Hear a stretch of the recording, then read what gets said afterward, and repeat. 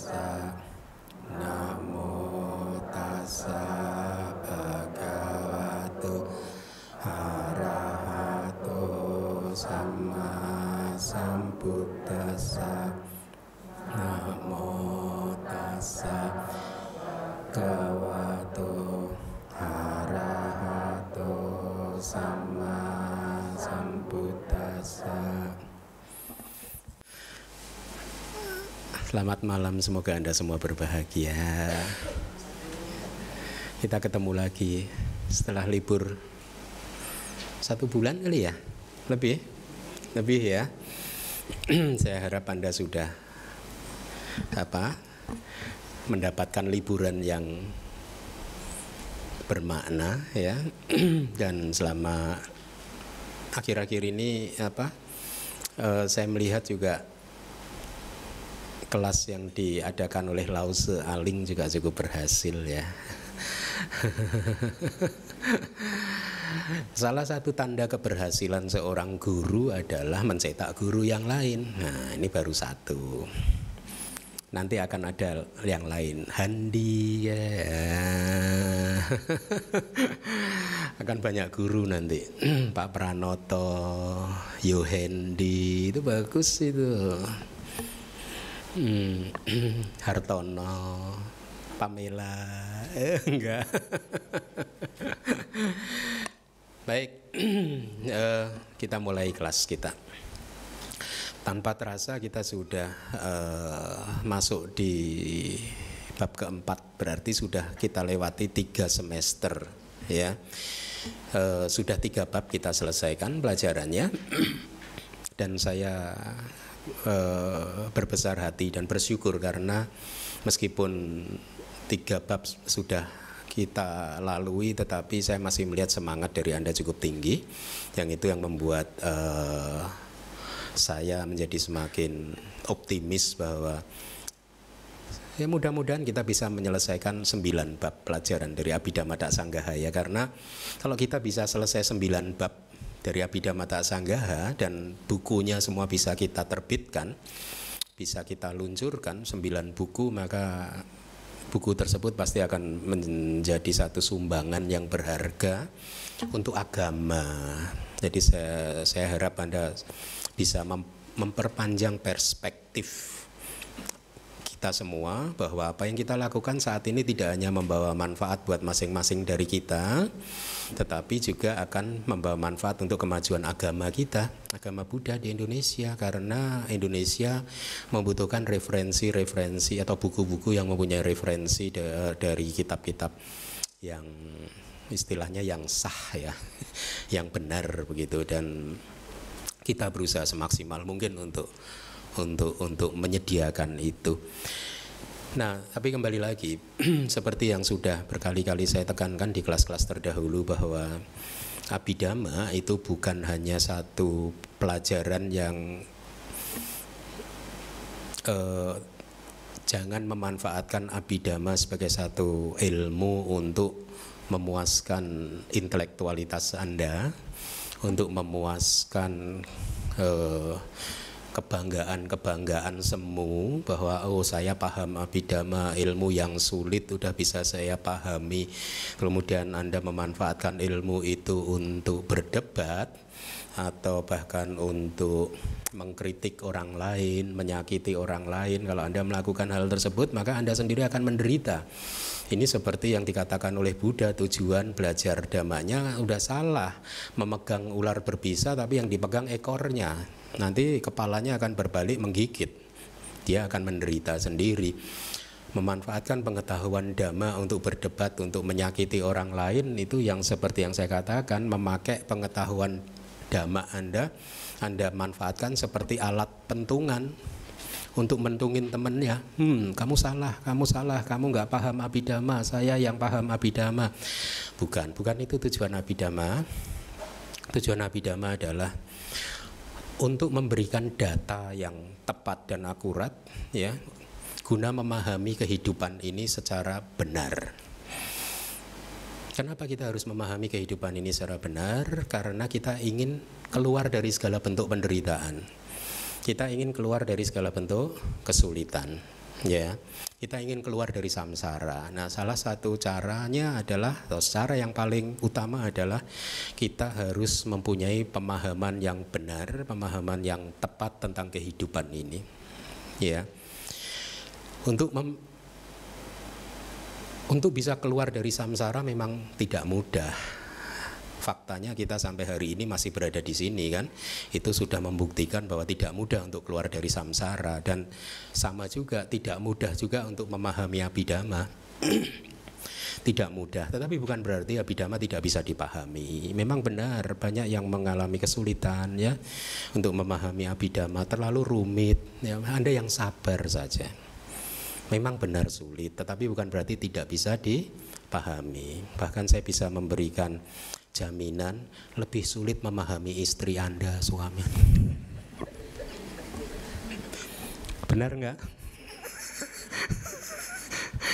Jadi kalau Anda bisa paham istri dan suami Anda, maka Anda pasti bisa paham Abhidhamma. Tenang saja. Kalau masih sulit juga ingat, kelelawar aja dulu. Nah, Anda kan bukan kelelawar yang bergelantungan di plafon itu. Jadi sabar, karena di dalam kehidupan ini ya, kita harus pandai untuk membuat satu skala prioritas. Apa yang perlu kita lakukan dan apa yang tidak perlu kita lakukan. Banyak sekali manusia yang menghabiskan satu kehidupan melakukan hal-hal yang tidak perlu, melakukan hal-hal yang tidak penting ya.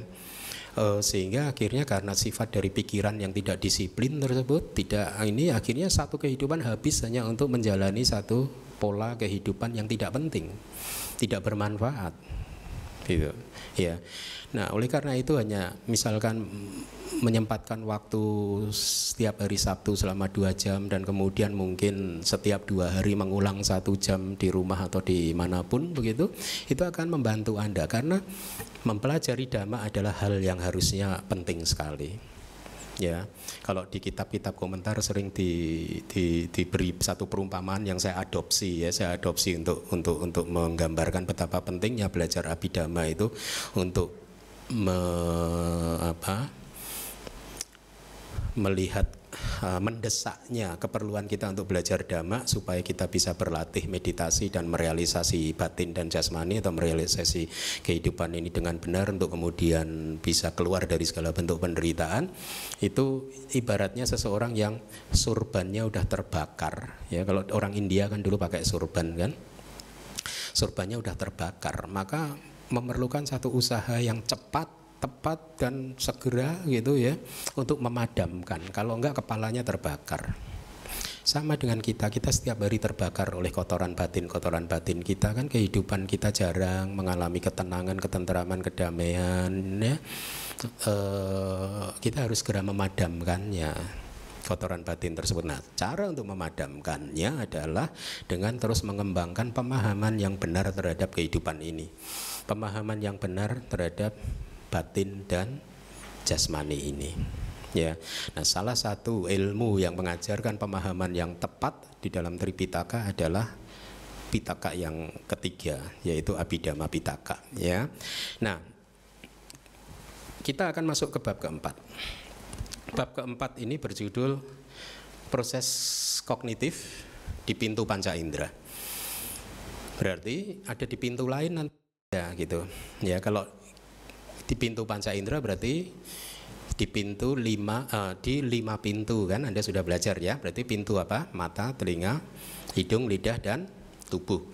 Kita akan mempelajari di bagian pertama ini adalah proses kognitif di 5 pintu. Nanti di bagian yang lain ada proses kognitif yang muncul murni di batin. Jadi ada proses kognitif pintu batin. Ya, itu nanti di bagian yang lain gitu. Tapi sekarang yang akan kita pelajari adalah proses kognitif di pintu panca indera. Nah, apa sih proses kognitif? Kehidupan kita ini sesungguhnya ya, itu terdiri dari rangkaian proses kognitif. Kognitif itu mengenali objek. Ya. Pada saat kita melihat maka kita mencoba mengenali objek bentuk, objek dari mata kita. Pada saat Anda mendengar suara saya, maka muncul satu proses untuk mengenali, memahami suara saya melalui telinga Anda. Ya, pada saat ada aroma harum, tidak harum masuk ke hidung Anda, ada satu proses yang berbeda lagi yang terjadi di pintu hidung. Kemudian ada lagi di pintu lidah pada saat Anda makan, mengecap makanan, minuman, mengalami apapun melalui indera lidah Anda, maka akan muncul satu proses yang berbeda yang disebut proses kognitif pintu lidah.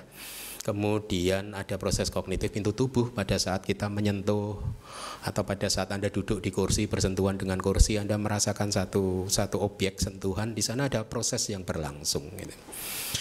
Nah, itu proses yang terjadi di pintu panca indera. Tetapi biasanya dan selalu satu proses yang muncul di pintu panca indera itu berlangsung, kemudian ada semacam penyangga, proses yang berfungsi sebagai buffer, penyangga.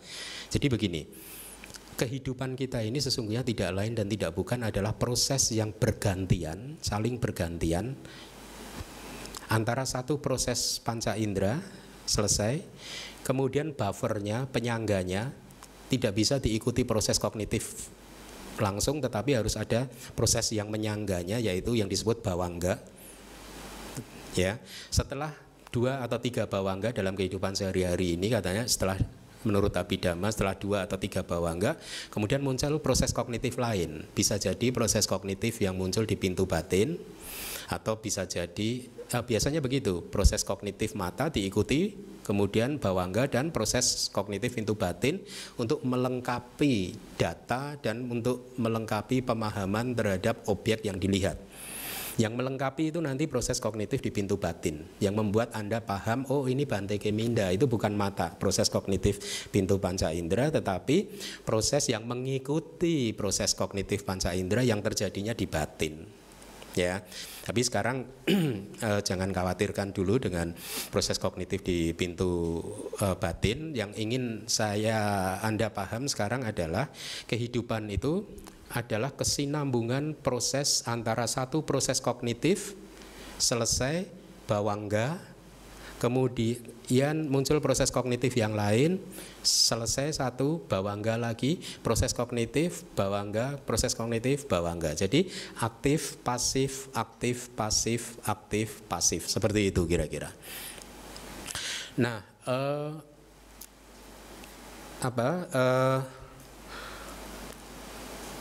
bawangga itu pintu apa? Pintu apa? Anda sudah belajar kan? Pintu batin ya. Sedangkan pintu panca indera tadi ada 5 kan? Berarti kita mengenal berapa pintu?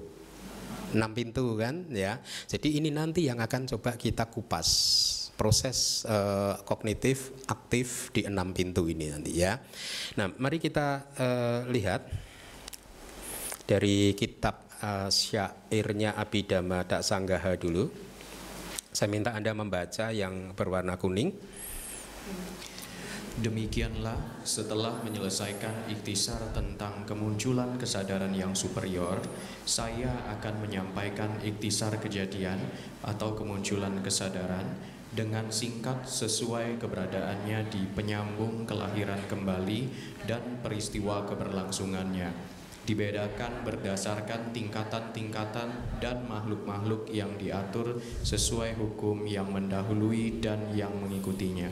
Ya, intinya begini, di bahasa Pali yang di atas itu ada yang saya beri warna kuning, itu bisa Anda hafalkan, itu terdiri dari 2 kata, patik sandi pawat tiang atau pawati, yamnya bisa Anda hilangkan, patik sandi dan pawati. Patik sandi itu artinya penyambung kelahiran kembali, pawati itu artinya keberlangsungan kehidupan sehari-hari saat ini ya. Jadi kehidupan kita itu nanti dibagi menjadi kalau kita belajar proses kognitif 2 momen, 2 saat. Yang pertama adalah momen pada saat munculnya patik sandi, munculnya kesadaran penyambung kelahiran kembali, proses yang terjadi di kemunculan kesadaran penyambung kelahiran kembali, yaitu kesadaran pertama di dalam satu kehidupan yang muncul ya. Kemudian proses kognitif juga muncul di sepanjang kehidupan seperti yang kita alami sehari-hari saat ini. Ya, itu istilah teknisnya adalah pawati, ya. Atau pawati itu artinya keberlangsungan. Keberlangsungan di kehidupan ini saat ini sehari-hari, ya. Jadi Anda mulai pisahkan dulu. Satu kehidupan terdiri dari dua momen, patik sandi dan pawati, ya.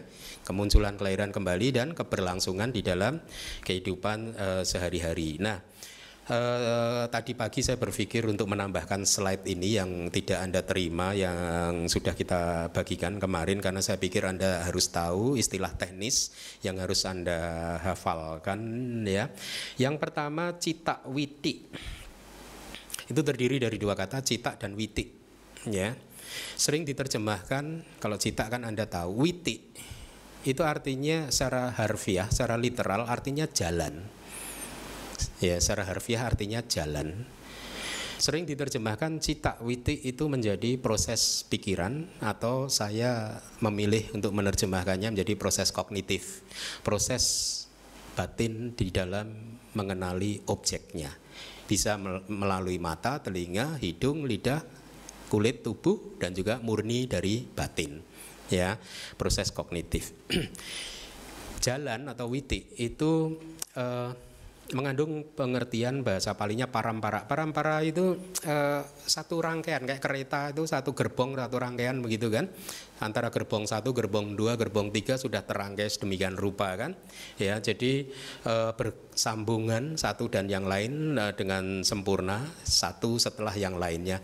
Atau mungkin dengan contoh yang lain, witi jalan atau proses kognitif itu hendaknya dipahami dalam konteks parampara, bersambungan. Itu seperti saat ini kita ini kan berada di ruko, ini blok, katakanlah blok 17, N17.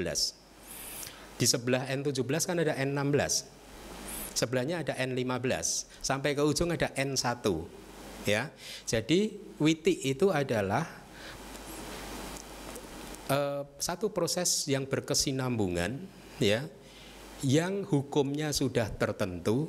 Artinya kalau dari ujung itu yang prosesnya harus blok N nomor 1, N nomor 2, N nomor 3, N nomor 4, N nomor 5 sampai N nomor 17. Ini prosesnya sudah tetap, ya, bersambungan secara sempurna, ya, dan berurutan, ya, hukumnya seperti itu, ya. Tidak bisa diganti N1 kemudian muncul N3 dulu, nggak bisa. Kalau habis N1 ya harus N2, ya. Nah, 17 tadi saya katakan ada 17. Jadi di dalam satu proses kognitif pintu panca indera secara umum saya katakan, ya, karena nanti ada yang tidak umum. Pada saat Anda seseorang pingsan, maka proses kognitifnya tidak berlangsung selama 17 momen kesadaran, ya, mungkin akan lebih pendek tergantung pada jawananya. Tapi secara umum pada kehidupan sehari-hari ini di dalam satu proses kognitif pintu panca indera akan berlangsung sepanjang 17 cita kana. Ada nggak istilahnya cita kana? Itu bahasa cita kana. Kana itu momen, cita itu kesadaran. Saya ulangin lagi. Jadi di dalam satu proses kognitif pintu panca indera, ya, keberlangsungannya sepanjang 17 cita kana atau 17 momen kesadaran, atau dengan bahasa awamnya satu proses kognitif pintu panca indera nanti akan berlangsung 17 kali cita. Tap tap tap tap tap tap tap tap. 17 cita ini tadi, 17 kesadaran ini tadi, urutannya sudah pasti. Kayak tadi N1, N2 tidak bisa, N1 kemudian N17 nggak bisa. Udah berurutan secara pasti. Ini yang disebut, kalau Anda pernah mendengar hukum di dalam Buddhism, ada kama niyama, hukum kepastian yang mengatur karma. Ada hukum yang kedua, yaitu yang lain adalah cita niyama, hukum kepastian yang mengatur proses cita, proses kesadaran. Cita niyama itu, ya, bahasa palinya. Nah, jadi Anda lihat di layar, satu witi, satu proses kognitif itu terdiri dari berapa? 17 cita kana, ya. Kemudian satu momen kesadaran, Anda lihat di layar, satu citakana itu tidak bisa disebut sebagai witi. Tidak bisa disebut sebagai satu proses kognitif. Artinya sekarang Anda tahu, satu loba mula cita saja tidak bisa untuk mengkognisi objek. Untuk bisa mengkognisi objek, mengenali objek secara penuh, membutuhkan proses yang berkesinambungan dengan hukum yang tetap, yang bergantian, satu dan yang lain bersambungan secara sempurna sebanyak 17 kesadaran. Paham ya? Jadi sekarang Anda memahaminya. Somana sasaha kata didik kata sampayuta asangkarika. Bisa memahami objek nggak? Belum, nggak bisa. Dia butuh di dalam satu proses, satu rangkaian gerbong 17. Nanti akan kita bahas satu persatu, ya. Kemudian proses untuk mengenali objek memerlukan aktivitas yang lebih kompleks, melibatkan tadi 17 cita, ya.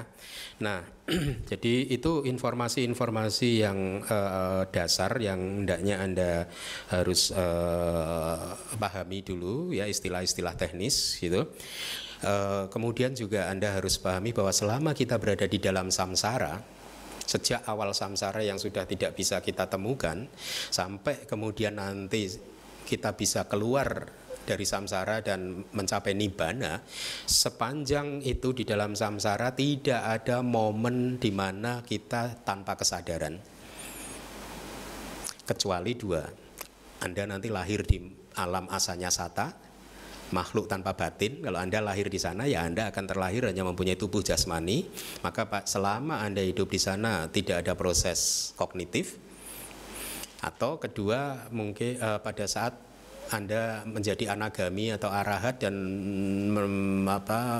bermeditasi untuk mencapai niroda samapati, yaitu pencapaian kelenyapan. Pada saat itu proses batin akan suspended, akan berhenti sementara gitu. Tapi di luar itu arus kesadaran kita sejak awal samsara yang sudah tidak bisa kita temui lagi, sudah kita tidak bisa ingat karena sudah saking lamanya. Kalau dengan bahasa atau angka-angka modern, saya sering menyampaikannya, ini sudah bermiliar-miliar tahun, bertriliun-triliun tahun. Awal kehidupan ini sudah sulit untuk diketahui lagi awalnya bagaimana.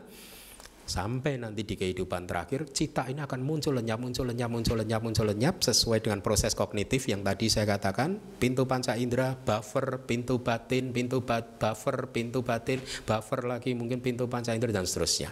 Tidak pernah putus, berkesinambungan dengan sangat sempurna. Kesinambungannya seperti N1 dan N2 itu bersambungan secara sempurna.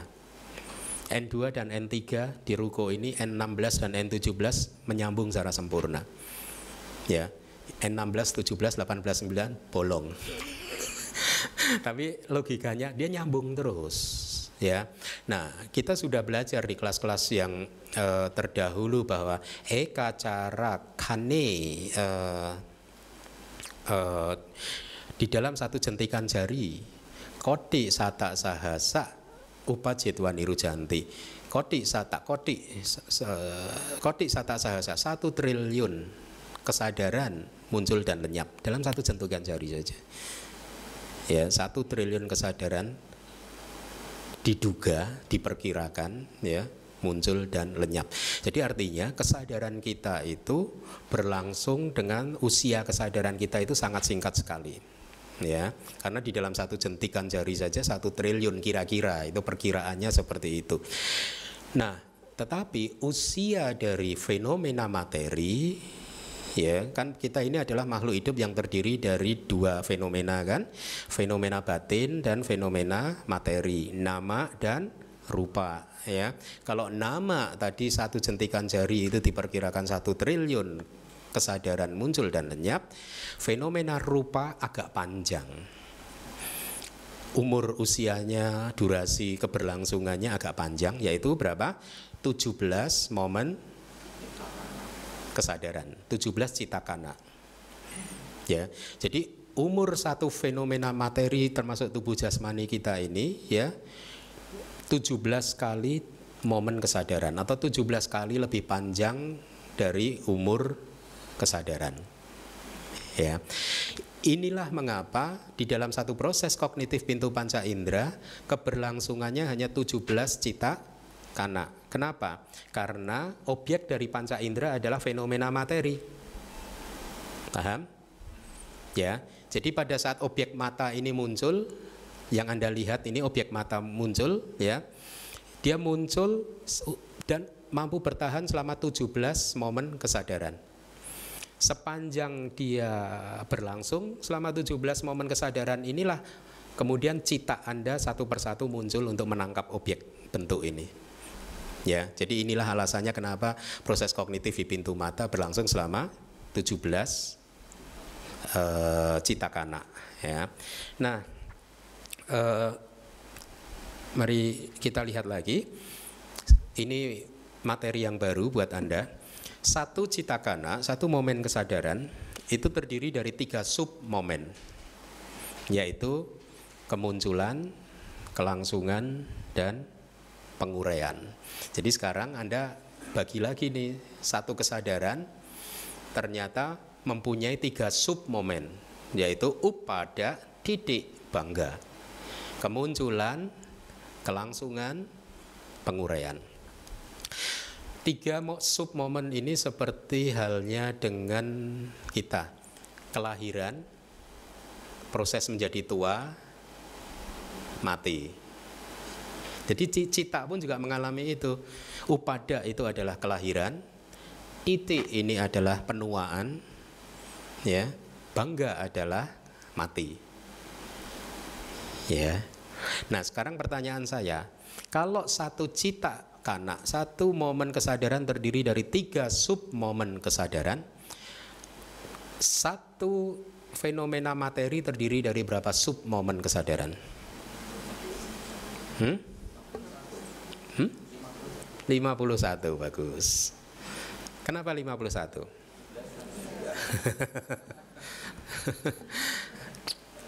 Bisnis ya. Cepat kalau perkalian. 17 kali 3, 51 juta. 51-nya juta. Bagus. Jadi satu durasi fenomena materi itu berlangsung selama 51 momen cita. Ya. Kenapa Anda harus paham sekarang? Ini kan materi baru buat Anda, karena nanti akan bermanfaat buat memahami cara bekerjanya atau proses terbentuknya tubuh jasmani. Kenapa tubuh jasmani kita ini bisa terlihat dengan mata, sedangkan batin kita tidak terlihat? Kenapa? Karena begini, kalau batin kan dia durasinya hanya 1 kali aja, sepersekian triliun tadi detik kan, ya, dia lenyap. Dan fenomena batin itu dia munculnya satu persatu. Satu batin saja muncul, tidak bisa 2, tidak bisa 3, dan dia harus lenyap, kemudian baru batin kesadaran yang lain muncul. Kemudian dia lenyap, kesadaran yang lain muncul. N1 lenyap, N2 muncul. N2 lenyap, N3 muncul. N3 lenyap, N4 muncul, begitu. Jadi hanya satu di dalam satu saat. Tapi fenomena tubuh jasmani tidak begitu. Fenomena tubuh jasmani kita muncul dalam rupa kelapa, dalam kelompok, seperti atom atau sel tubuh. Dalam satu kelompok bisa terdiri dari 8 fenomena yang bergabung, atau 9 fenomena yang bergabung, atau 10 fenomena yang bergabung. Tapi dia muncul dalam satu kelompok. Nah, dia kan tadi durasinya kan 51 cita kana kan, sub momen kesadaran kan. Yang menarik adalah di dalam setiap sub momen cita, materi bisa diproduksi, gitu, diproduksi. Upada, didik, bangga, setiap momen akan memproduksi materi. Jadi materi akan menggumpal nanti lama-lama gitu. Inilah mengapa sekarang bisa besar seperti ini, katakanlah gitu. Ya, bisa terlihat dengan mata. Karena di setiap sub momen dia diproduksi baru, bisa menumpuk dia.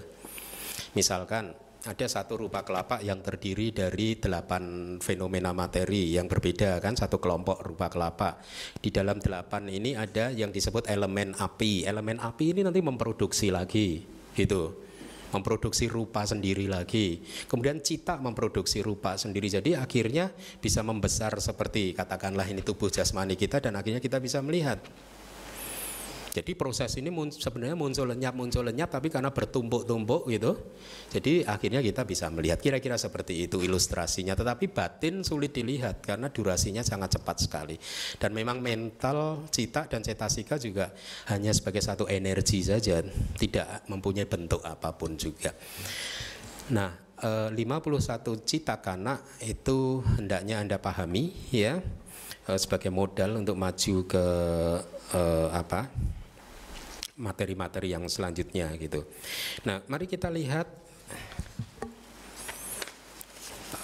ini ada nih, usia materi 17 kali usia cita ya, sudah saya sampaikan, atau 51 submomen cita sama dengan satu proses kognitif pintu panca indera ya. Kemudian cita muncul satu persatu, sedangkan materi muncul dalam banyak kelompok dan terus diproduksi dalam tiap submomen. Inilah mengapa materi akhirnya bisa terlihat dengan mata, sedangkan cita tidak. Cita memang tidak mempunyai bentuk, ya, hanya proses, hanya energi saja. Mari kita lihat tabel sekarang. Tabel ini adalah kira-kira proses yang terjadi di pintu mata, ya. Tetapi di pintu telinga, pintu hidung, pintu lidah, pintu tubuh pun prosesnya akan seperti ini. Anda tinggal mengganti yang nomor 5 M mata dengan telinga misalkan, dengan hidung Anda ganti yang nomor 5, ya. Yang lainnya sama. Paham ya? Tapi sebagai contoh untuk memahami proses kognitif di pintu panca indera, ya, kita coba pelajari apa yang terjadi pada proses kognitif pintu mata. Artinya pada saat mata kita melihat objek bentuk, ya. Variasinya ada 15, ya. Seperti di tabel ini. Secara umum objek panca indera itu dibagi sesuai dengan intensitasnya, kekuatan dari objeknya, ya, menjadi 4, yaitu objek yang sangat besar, objek besar, objek kecil, dan objek yang sangat kecil. Masing-masing dari objek akan membuat atau akan menghasilkan satu proses kognitif yang berbeda-beda. Kita akan lihat coba objek yang sangat besar, yang nomor urut 1, ya. Itu nanti mungkin diperbaiki ya Pak Pranoto, ditambah di masing-masing kesadaran ini diberi lingkaran 3 yang menunjukkan 3 sub momen upada titik bangga gitu ya, supaya kita tahu gitu ya mungkin ya. Nah, kita lihat dulu di nomor 1 itu. Yang 0 itu berarti bukan proses kognitif kan? Atas kan 0 itu, bawahnya kan B, bawah enggak kan? Artinya Anda harus memahami sebelum ada kemunculan objek panca indera, maka arus kesadaran kita jatuh ke arus bawah enggak. Ini arus berarti. Kenapa 0 itu? Karena belum ada objek yang muncul. Kemudian kita lari ke sebelah kanan. Angka 1 ada L kan, Anda lihat keterangan di bawahnya itu L itu lampau, bawangga lampau. Jadi pada saat kemunculan bawangga lampau, pada saat yang bersamaan objek mata muncul. Ya, jadi di angka nomor 1 itu Anda boleh tandai pada momen kemunculan dari bawangga lampau, objek bentuk muncul. Dan tidak hanya objek bentuk, objek mata muncul, tetapi sensitivitas mata, indera mata, cakuk pesada, ya, indera mata ini kan juga fenomena materi juga muncul, ya, muncul, dua-duanya muncul gitu, ya. Nah, objek mata atau objek bentuk yang muncul pada saat kemunculan dari bawangga lampau tadi membutuhkan satu cita kana, satu momen kesadaran untuk mencapai perkembangannya yang maksimal. Apa yang dimaksud dengan untuk mencapai perkembangan yang maksimal? Artinya pada saat dia sudah melewati satu cita kana, satu bawangga lampau tadi, maka objek mata membentur indera mata. terjadi benturan antara objek bentuk dan indera mata, atau dengan bahasa lain yang sering saya katakan di kelas-kelas terdahulu adalah objek bentuk masuk ke dalam jangkauan indera mata, terjadi benturan secara mental, ya, bukan benturan secara fisik, tapi secara mental objek bentuk membentur indera mata, ya. Akibat dari benturan ini tadi antara objek bentuk dan indera mata, maka arus bawangganya bergetar. Dia bergetar selama 2 kali, karena ini objek sangat besar, getarannya hanya 2 kali, yaitu nomor 2 dan nomor 3. Nomor 2 adalah bawangga yang bergetar, nomor 3 getaran yang kedua arus bawangganya terhenti, terputus, itu nomor 3. Karena arus bawangga terputus, Anda lihat dari nomor 1, nomor 2, nomor 3 fenomena bentuknya masih berlangsung tidak? Masih. Objek bentuk berlangsung sejak nomor 1 sampai nomor 17 yang merah di kanan itu. Ya, dia masih berlangsung terus sampai nanti lenyapnya setelah bersamaan dengan lenyapnya nomor 17 yang di kanan itu. Ya, Anda pahaminya seperti itu ya. Nah, kita sampai di nomor 4. Tadi kan arus bawangganya bergetar 2 kali kemudian terputus. Ya. Nomor 4 akhirnya proses kognitif yang aktif terjadi. Dimulai dengan awajana, proses kesadaran yang mengarahkan ke pintu mata atau pintu panca indera kan. Ini berarti sudah N4. Sudah sampai di N4 nih. Tapi sesungguhnya strictly speaking, proses kognitif aktif baru dimulai di nomor 4. Ya. Baru dimulai aktifnya pengenalan objek secara aktif di nomor 4, yaitu mengarahkan arus kesadaran diarahkan menuju ke objek bentuk oleh panca dwara wajana. Jadi mulai tadinya kan arus kesadarannya belum mengalir ke arah objek bentuk kan, sekarang sudah mulai ada perhatian ke objek bentuk. Setelah itu satu momen kesadaran lenyap diganti oleh mata. Kesadaran mata, nomor 5, M, melihat objek bentuk tadi. Dia muncul dan lenyap, kemudian diganti oleh nomor 6, yaitu T. T itu adalah kesadaran yang terima, menerima, sampaticana. Kemudian nomor 7 yang menginvestigasi. Ya. Kemudian nomor 8 adalah N itu menentukan, wotapana. Kemudian nomor 9 sampai 15 itu jawana ya, berlari dengan kencang. Jawana itu di momen inilah sebenarnya kesadaran kita menikmati objek secara penuh. Ya. Di momen jawana inilah juga karma diciptakan. Tidak di momen sebelumnya, tidak di momen sesudahnya. Meskipun karma yang mencapai kekuatan penuhnya nanti di proses yang mengikuti panca indera ini, di proses pintu batin, kita belum belajar kan. Tapi untuk saat ini Anda pahami bahwa momen jawana adalah momen di mana karma tercipta. Karena jawana ini sesungguhnya reaksi kita, respon kita terhadap objek. Kita mempunyai kekuatan penuh untuk mengendalikan jawana. Kita mau marah, mau benci, mau melekat, mau mengembangkan cinta kasih, tergantung kita.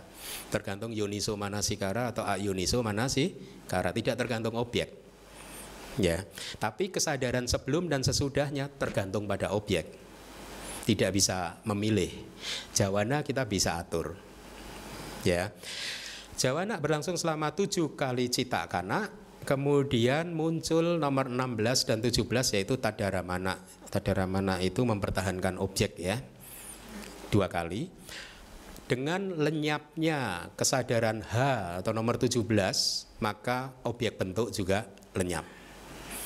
Karena objek bentuk lenyap berarti sudah tidak ada objek panca indera lagi. Akhirnya arus kesadaran harus terus berlangsung, dia jatuh ke bawangga lagi.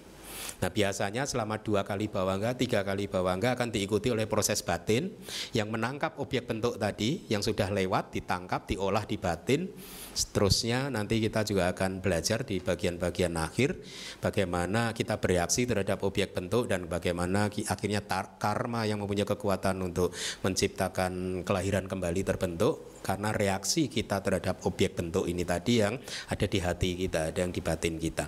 Nah, jadi proses kognitif pintu panca indera dengan objek besar yang harus Anda pahami adalah bahwa objek bentuk membutuhkan satu citakana untuk berkembang secara sempurna, untuk bisa akhirnya membentur indera mata. Pada saat berbenturan dengan indera mata secara mental, ya akhirnya bawahga bergetar sebanyak 2 kali, kemudian terputus. Ya, dan setelah itu nomor 4 sampai nomor 17 prosesnya normal. Anda masih ingat perumpamaan tentang buah mangga?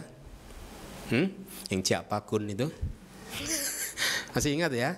Nah, itu proses kognitif pintu panca indera seperti itu. Ya, Anda harus hafal ini proses ini. Ya, nah mari kita lihat.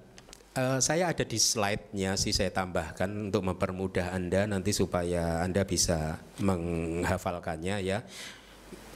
Silahkan Anda baca coba supaya Anda hafal dari yang paling atas kuning.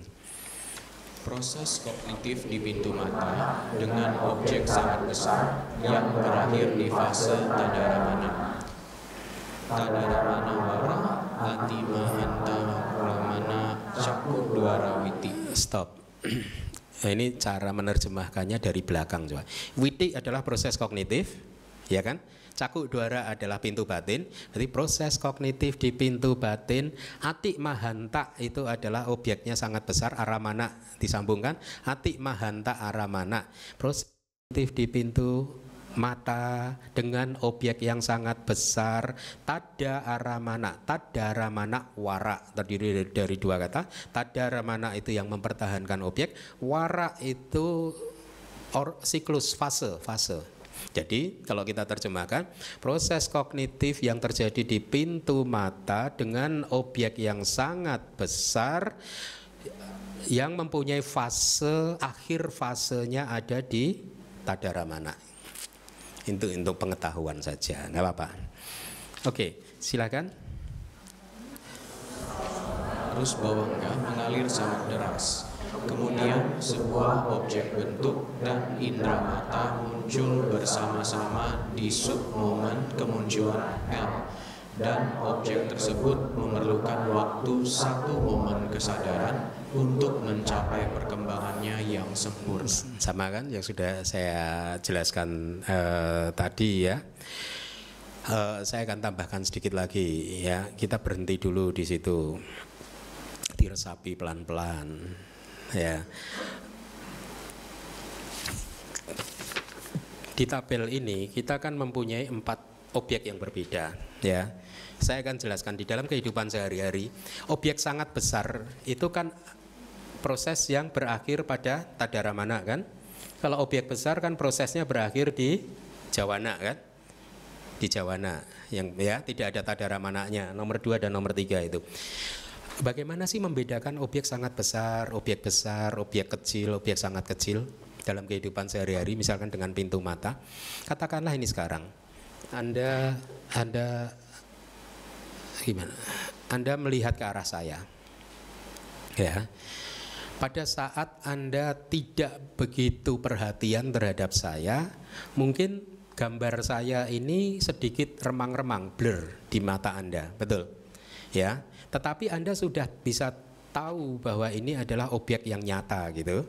Maka pada saat itu kemungkinan saya masih berfungsi sebagai objek besar, bukan sangat besar.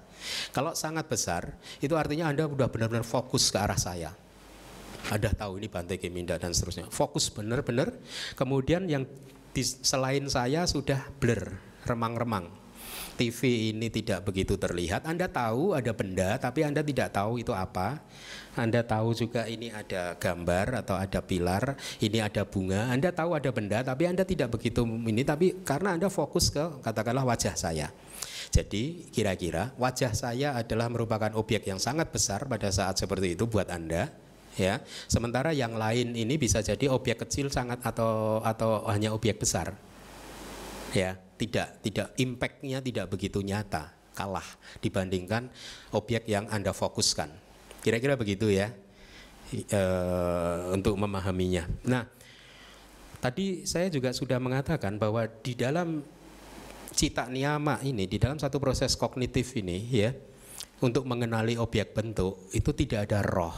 Jadi sekarang Anda sudah mulai, oh ternyata pada saat saya melihat yang terjadi hanya seperti ini, tidak ada aku yang melihat, tidak ada diri yang melihat, tidak ada roh yang melihat. Ternyata yang melihat adalah proses kognitif pintu mata, di mana terdapat 17 cita yang berbeda, muncul lenyap, masing-masing melakukan fungsinya masing-masing. Ada yang mengarahkan ke objek mata, ada yang melihat, ada yang menerima, ada yang menginvestigasi, ada yang memutuskan, ada yang kemudian merespon melalui jawana, ada yang mempertahankan objek tersebut. Baru setelah itu objek mata jadi kita bisa memahaminya. Jadi tidak ada roh yang mengendalikan proses tersebut, tidak ada diri aku yang solid yang memiliki proses tersebut. Proses melihat tidak lain dan tidak bukan hanyalah proses alamiah yang dilakukan oleh 17 cita yang mempunyai fungsi yang berbeda-beda, yang muncul lenyap sesuai hukum cita niyama, hukum yang mengatur kepastian dari cita. Bahwa setelah N1 harus N2, setelah N2 harus N3, tidak bisa dirubah. Ya. Nah,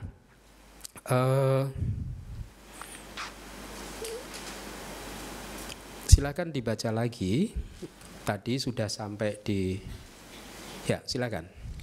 Kemudian objek masuk ke dalam jangkauan pintu mata pada submomen kemunculan G. G itu adalah getar. Bawangga bergetar. Ya, bawangga bergetar. Kemudian bawangga bergetar untuk 2 momen kesadaran dan kemudian terputus. Kemudian A yang mengarahkan ke 5 pintu muncul untuk mengarahkan arus cita ke objek tersebut dan lenyap. M kesadaran mata melihat objek tersebut. T menerima, kesadaran menerima objek tersebut. I kesadaran yang menginvestigasi objek tersebut. N kesadaran yang memutuskan objek ini baik atau buruk. J 7J jawana menikmati objek tersebut secara penuh. H tadaramana 2 kali mempertahankan objek tersebut selama 2 kali. Kira-kira seperti itu ya. Karena pertimbangan aspek kepentingannya makanya saya tulis supaya Anda bisa semakin paham ya. Kemudian silakan dibaca lagi. Proses kognitif berhenti bersamaan dengan lenyapnya H, kesadaran yang mempertahankan objek. Yang kedua, objek bentuk dan indera mata setelah berproses selama 17 momen kesadaran. Jadi pada saat kesadaran tadaramana yang kedua lenyap, maka objek bentuk juga lenyap, indera mata juga lenyap. Paham ya? Karena indera mata juga fenomena materi kan. Kenapa lenyap? Karena mereka semua sudah berproses selama 17 momen kesadaran. Indera mata adalah fenomena materi yang mempunyai usia 17 momen kesadaran. Objek bentuk adalah fenomena materi yang mempunyai usia 17 momen kesadaran juga. Jadi lenyap secara bersama-sama. Karena sudah tidak ada objek lagi, arus kesadaran akhirnya jatuh lagi ke bawangga gitu. Nah, pertanyaan saya, kalau tadi yang mengarahkan kesadaran yang mengarahkan ke pintu panca indera namanya apa? Palinya panca dwara wajana. Kemudian kesadaran mata tahu Anda kan? Kesadaran yang menerima tahu ya, kira-kira itu salah satu dari itu. Kesadaran yang menginvestigasi tergantung objek. Nanti ada rumusnya begini. Kualitas objek ada berapa? Masih ingat? Ada 3 ya. Apa saja? Kira-kira boleh saya jawab pertanyaan saya ini? Boleh nggak? Daripada nunggu Anda lama, saya jawab sendiri ya. Izinkan saya menjawab pertanyaan saya sendiri ya. Oke. Ada 3, yaitu objek yang menyenangkan, ita, ITTHA, ya. Objek yang sangat menyenangkan, ati ita. Objek yang tidak menyenangkan, anita, anita. Ya. Nah, nanti ada hukumnya sendiri-sendiri. Kalau objeknya itu menyenangkan, ya, maka santirananya UPK misalkan. Kalau objeknya sangat menyenangkan, santirananya somanasa. Kalau objeknya sangat menyenangkan, nanti tadaramananya apa? Nanti ada hukumnya lagi. Ya, pelan-pelan kita pelajari. Tapi Anda kira-kira tahu, oh yang Santirana itu, yang Wotapana tahu ya, kesadaran mana yang muncul? Jawana yang mana coba? Di proses kesadaran pintu mata ini, kesadaran mana yang muncul sebagai jawana? Kira-kira Anda keberatan nggak kalau saya jawab lagi sendiri pertanyaan saya ini?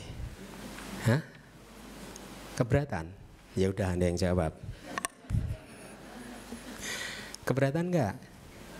Nggak ya? Keberatan? Ada berapa jawana cita? 55 dibagi berapa kelompok? 2. Apa saja?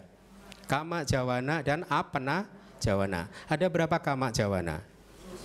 29. Ada berapa apana jawana? 26. Di proses kognitif pintu mata ini kama jawana atau apana jawana?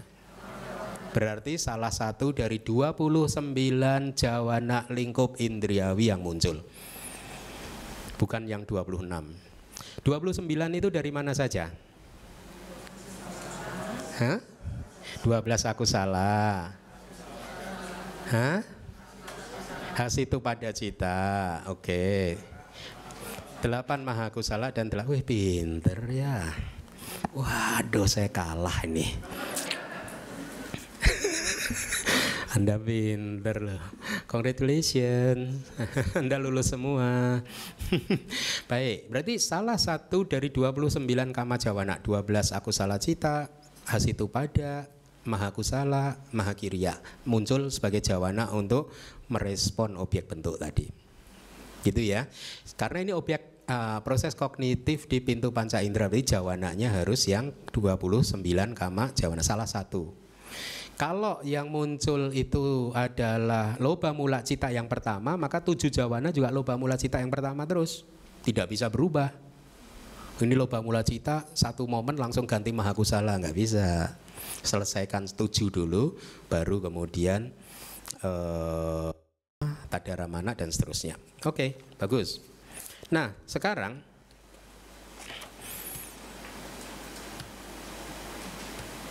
proses kognitif di pintu panca indera hanyalah proses untuk mengetahui ada objek, tetapi tanpa pemahaman yang penuh terhadap objek tersebut, ya.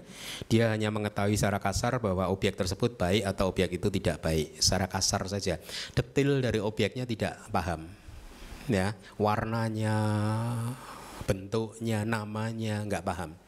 Yang memahami nanti proses yang mengikutinya, yaitu proses kognitif di pintu batin. Sekarang kita akan lihat di tabel ini proses kognitif nomor 2. Ya. Nomor 2 dan nomor 3 ini objeknya besar, berbeda. Ya. Jadi pengertiannya sama, Anda lihat aja di tabel. Saya akan guide Anda pelan-pelan. Lihat tabel. Nomor 0 itu berarti pada awalnya yang ada hanyalah arus bawangga karena tidak ada objek bentuk yang muncul kan. Jadi arus kesadaran kita jatuh dalam arus bawangga, ya.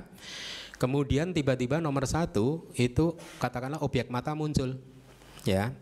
Objek mata muncul bersamaan dengan submomen kemunculan dari kesadaran bawangga lampau yang pertama itu, yang 1 itu.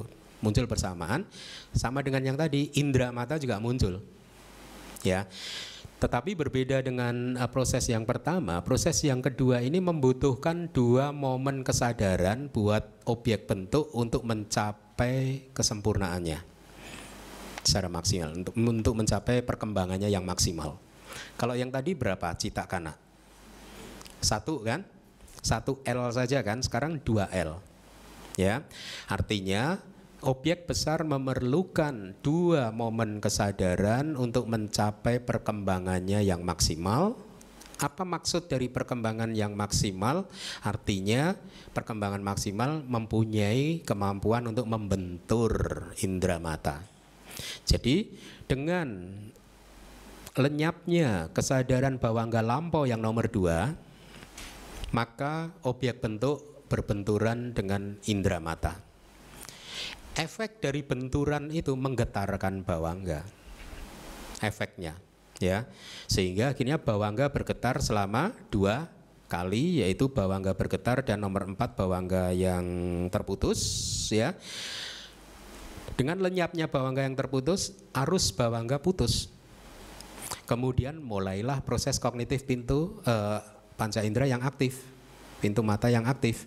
Dimulai dengan sama, A itu adalah panca dwara wajana cita yang mengarahkan ke pintu panca indera.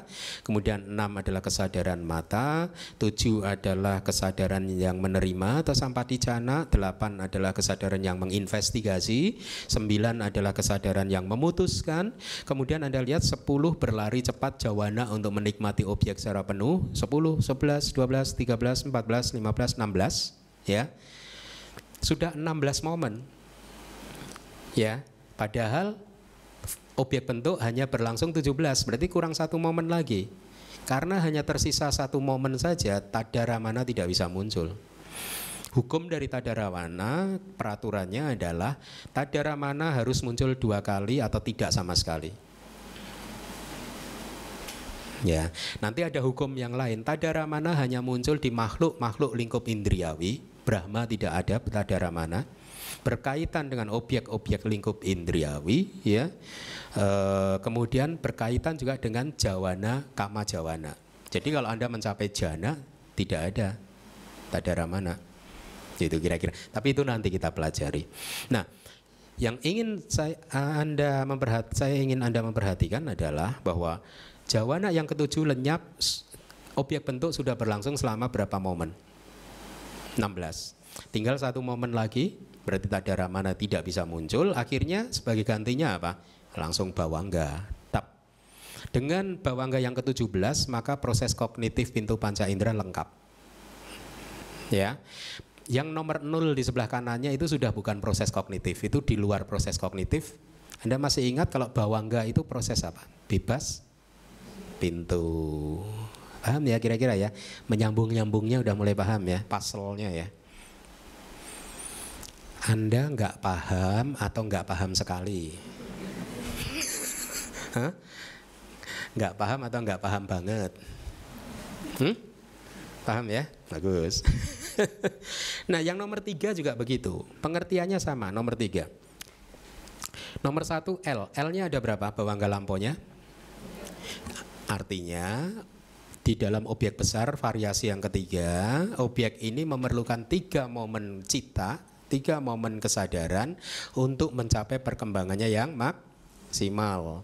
Dengan lenyapnya bawangga lampau yang nomor 3, maka objek berbenturan dengan indera mata pada momen kemunculannya, sub momen kemunculannya, ya. Kemudian ke kanannya sama penjelasannya, itu, ya. Mari kita lanjutkan sedikit lagi. Saya rasa Anda sudah paham ya, ini bisa kita skip ya. Ini proses yang nomor 4 sekarang. Ya. Proses nomor 4 sama. Ada berapa L? 4. Jadi yang nomor 4 itu objek bentuk membutuhkan 4 momen kesadaran untuk mencapai perkembangannya yang maksimal. Dengan lenyapnya kesadaran bawangga lampau yang keempat, maka muncullah kesadaran bawangga yang bergetar, dan pada sub momen kemunculan kesadaran yang kelima terjadi benturan antara objek bentuk dan indera mata, bergetar selama 2 kali, kemudian proses lihat nomor 11. Kalau 7, 8, 9, 10 kan normal kan ya, nomor 11. Ya. Nomor 11 muncul kesadaran yang memutuskan. Itu. Pada saat dia muncul sekali, kesadaran nomor 11 itu muncul, ya. Kesadaran belum bisa memutuskan objek ini baik atau tidak baik. Ya, akhirnya muncul lagi kesadaran yang memutuskan lagi gitu. Secara hukum biasanya setelah 2 kali, 3 kali tidak bisa diputuskan, maka kesempatannya tinggal sedikit nih, 14, 15, 4 momen kesadaran. Ya. Jadi karena tinggal 4 momen kesadaran, Jawana juga sama dengan tadaramana. Dalam keadaan normal dia harus muncul 7 kali atau tidak sama sekali. Dalam keadaan normal, karena nanti ada yang hanya 4 kali, 5 kali gitu ya. Tapi itu nanti gitu. Nah, karena jawana tidak bisa muncul, akhirnya apa yang terjadi? Objek bentuk masih berlangsung. Akhirnya yang mengambil objek bentuk tersebut adalah bawangga. Sebenarnya bawangga tidak mengambil objek tadi, karena bawangga mempunyai objeknya sendiri kan. Apa objeknya bawangga? Kama. Nah, mama. Boleh nggak saya jawab lagi? Boleh ya? Enak loh ngajar di sini itu, mendapat kesempatan untuk menjawab pertanyaan saya sendiri terus. Kama nimita dan gati nimita. Objeknya bawangga itu selalu itu, tidak bisa baru. Objeknya dari kehidupan lampau. Ya, jadi nomor 14, 15, 16, 17 itu bawangga itu dia tidak mengambil objek bentuk. Dia mengambil objek dari kehidupan lampau. Jadi ini dalam kehidupan sehari-hari artinya apa? Seperti yang tadi saya katakan, Anda melihat ke arah saya, fokus ke wajah saya. Wajah saya adalah objek yang sangat besar, tetapi bunga di depan saya itu Anda tahu ada benda di depan saya, tapi Anda tidak tahu apa, dan Anda tidak bereaksi terhadap ini. Tidak ada kesan apapun, tidak ada satu respon terhadap ini gitu. Ya, ini mungkin ini adalah objek yang kecil ini, atau nanti sangat kecil gitu. Kira-kira begitu ya. Kalau Anda masih tahu ini bunga, berarti itu mungkin saya objek sangat besar, ini objek besar. Tapi kalau Anda tidak tahu sama sekali ini bunga, berarti saya objek yang sangat besar, ini objek kecil. Kira-kira begitu. Ya. Nah, nomor 5, 6, 7, 8, 9 hendaknya Anda pahami dengan logika yang sama ya. Saya akan lihat ada informasi lain tidak.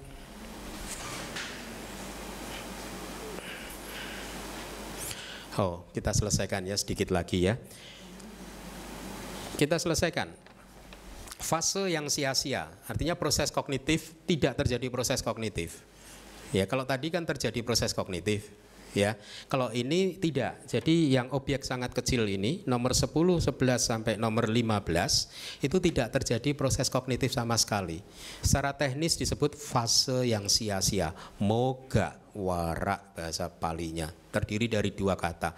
Moga itu useless, sia-sia. Kalau di kitab Tripitaka itu kalau ada biku yang Buddha menyebutnya, kalau ada biku yang sudah nggak mau belajar, nggak mau meditasi, dia disebut moga. Biku yang moga, useless. Japakun. Bocokang.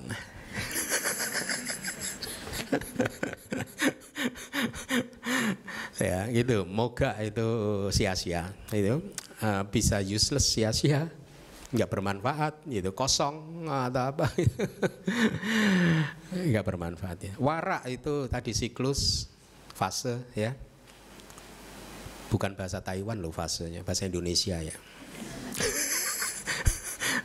Kalau fase ya. Beda lagi. Jadi fase yang sia-sia ini tidak terjadi proses kognitif selain hanya getaran-getaran dari bawangga. Anda lihat nomor 10.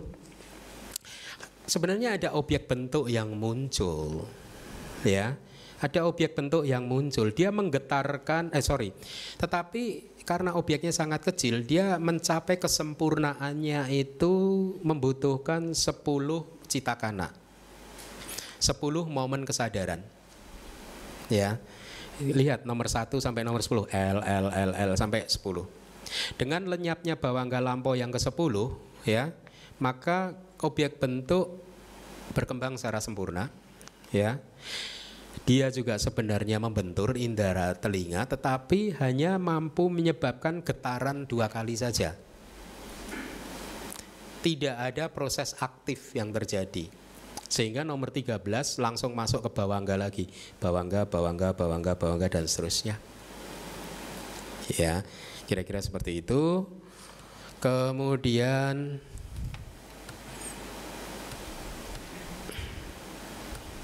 ini juga bisa di skip. Saya ingin Anda hafalkan ini. Ya, ini hafalkan.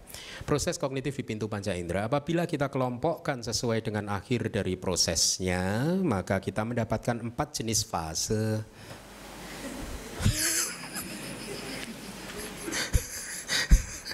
Yang pertama adalah fase. Ada geli sendiri saya. Fase yang berakhir di tadara mana? Yang nomor berapa? 1 ya. Ya, kan akhirnya di tadara mana? Berakhirnya. Ya. Kemudian fase yang nomor 2 berakhir di jawana kan? Yaitu nomor 2 dan nomor 3. Itu istilah teknis ini ada baiknya Anda pahami supaya mempermudah.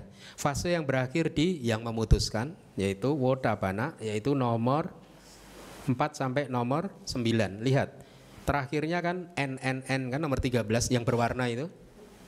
Ya.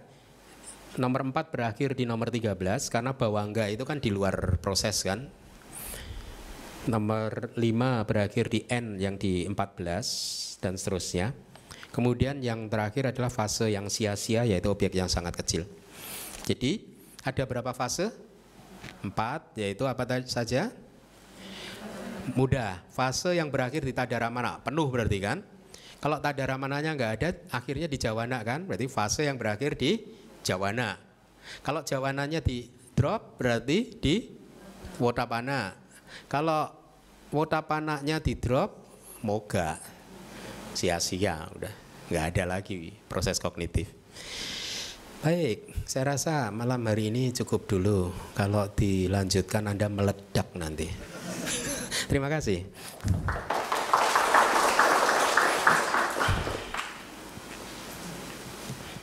Selamat malam Asin. Ada 2 pertanyaan. Tadi kan Asin menjelaskan objek yang sangat besar.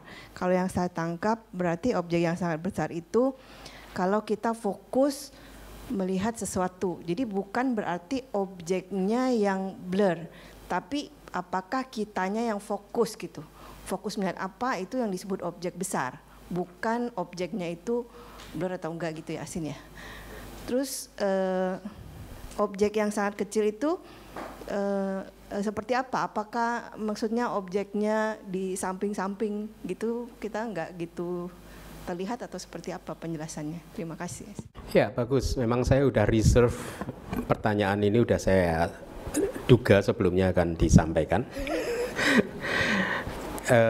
Karena memang harus ditanyakan. Jadi begini, berkaitan dengan pertanyaan yang pertama ini bagus sekali. Pertanyaan yang pertama ini begini, intensitas objek menjadi disebut objek yang sangat besar, kecil atau sangat kecil, ini sebenarnya tergantung dari objeknya atau tergantung dari fokus kita. Kan gitu kan? Tadi baru saya sampaikan itu tergantung dari fokus, itu contohnya. Tetapi sesungguhnya 2 sisi juga. Begini, objek itu secara alamiah, ya, dia mempunyai intensitas juga. Objek besar, sangat besar, kecil dan sangat kecil. Secara alamiah dia mempunyai ininya sendiri gitu, ya. Tetapi pada saat objek ini membentur indera-indera kita, maka apakah misalkan objek yang membentur saya ini sebenarnya objek sangat besar, ya, mudah dilihat. Jadi misalkan sekarang ada 3 orang berdiri di samping kanan kiri saya, 2 orang melihat ke TV. Objek itu sebenarnya objek sangat besar nih, ya, layar TV ini. 2 orang di kanan kiri saya melihat ini sebagai objek sangat besar. Karena secara alamiah dia memang objek sangat besar, nyata kan, jelas kan.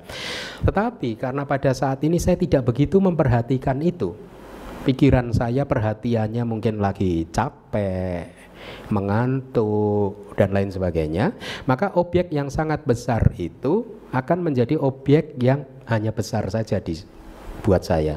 Artinya impact yang ditimbulkan oleh objek TV tersebut di proses kognitif pintu mata saya mungkin hanya proses kognitif pintu mata yang terjadi dengan objek besar, tetapi kanan kiri saya menjadi objek sangat besar. Berbeda, karena saya kurang fokus, karena mengantuk, Jadi dua sisi sih Bu.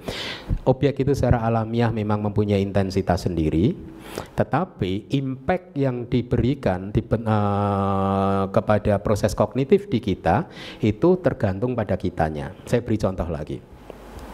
Kita tidak bisa melihat rupa kelapa.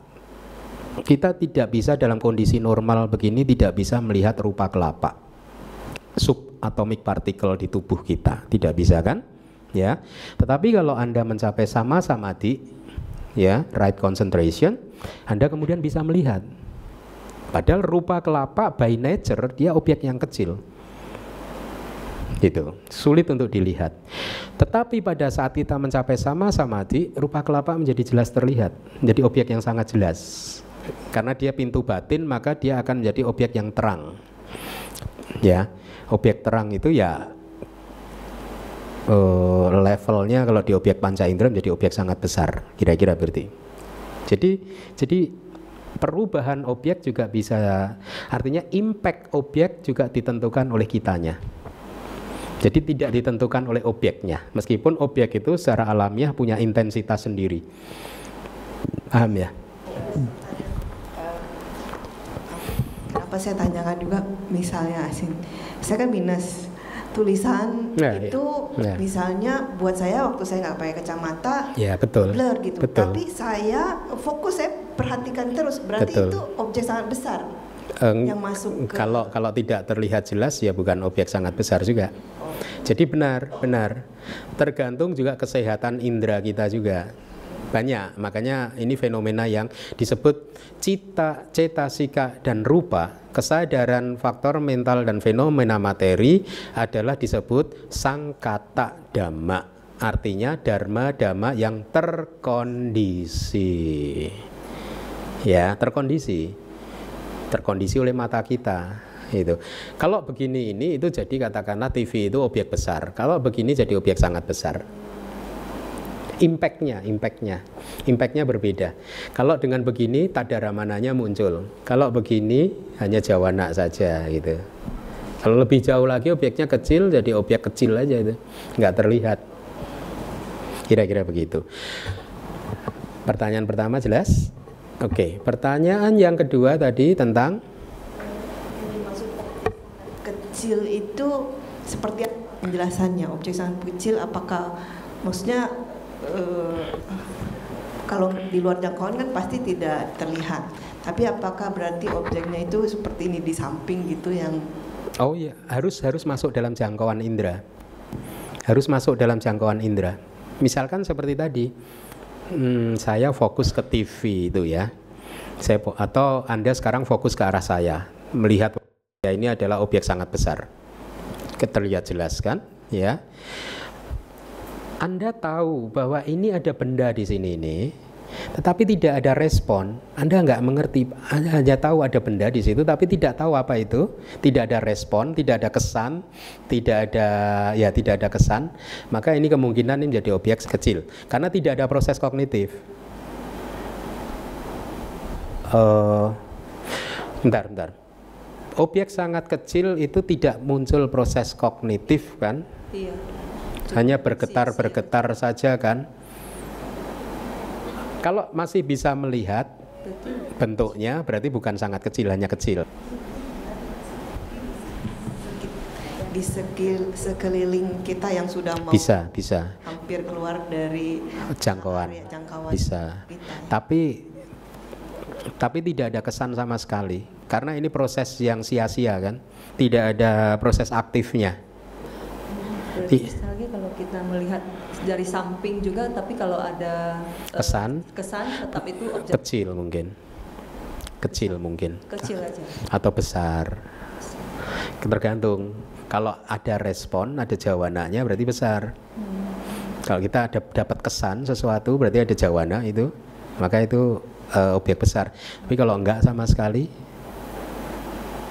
itu, maka itu objek proses kognitif yang sia-sia, fase sia-sia. Jadi kalau misalnya ini ada yang melirik-lirik ke tampik kiri kanan tuh masih objek besar atau kalau ada kesannya masih bisa besar atau kecil. Iya. Kali-kali ada yang melirik besar. kiri kanan, yang single ya. Itu Terima kasih Bante atas jawabannya. Ada lagi silakan. Pertanyaan saya, yang suami, istri Anda objek besar atau sangat?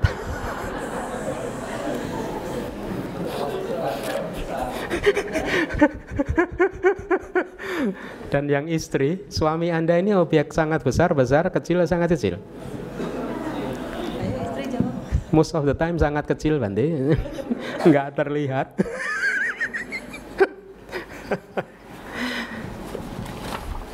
Berarti saya mau nanya. Boleh. Berarti kalau misalnya yang objek yang besar sampai yang kecil itu atau sangat kecil itu kan masih ada sisa momen dari objeknya.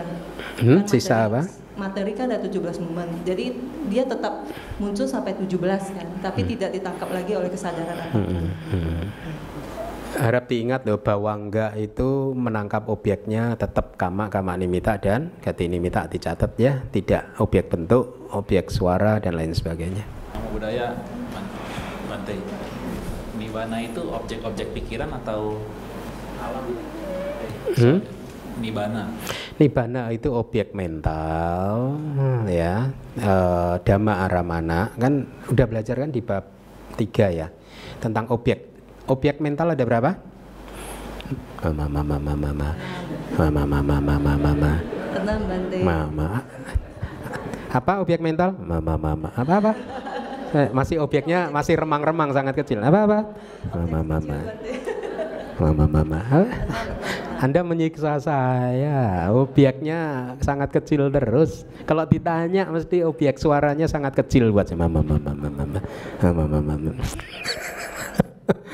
Ingat kan objek mental Dhamma Aramana ada 6 apa saja?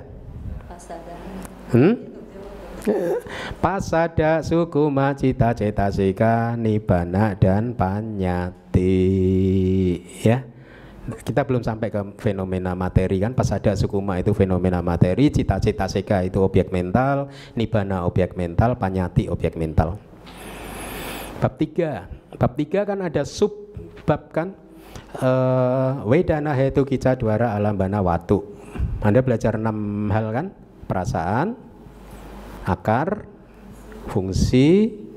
Wedana hetu kica pintu, objek, landasan. Pinter. Saya ya tadi yang jawab ya, betul. Oh.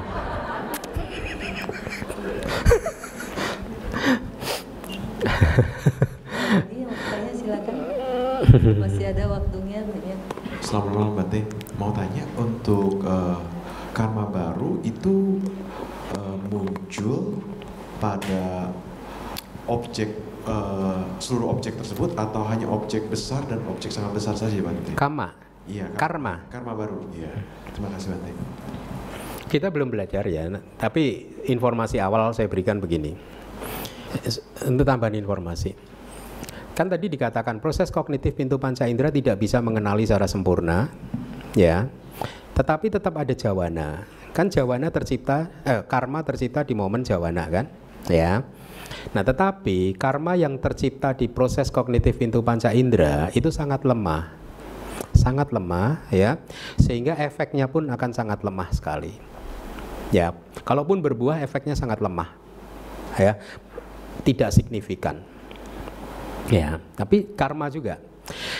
Setelah satu proses kognitif pintu mata lenyap, akan diikuti minimal 4 proses kognitif pintu batin, supaya pengenalan terhadap objek matanya menjadi sempurna. Ya, tapi Anda memahaminya begini, proses kognitif pintu mata berhenti, lenyap, bawangga dulu.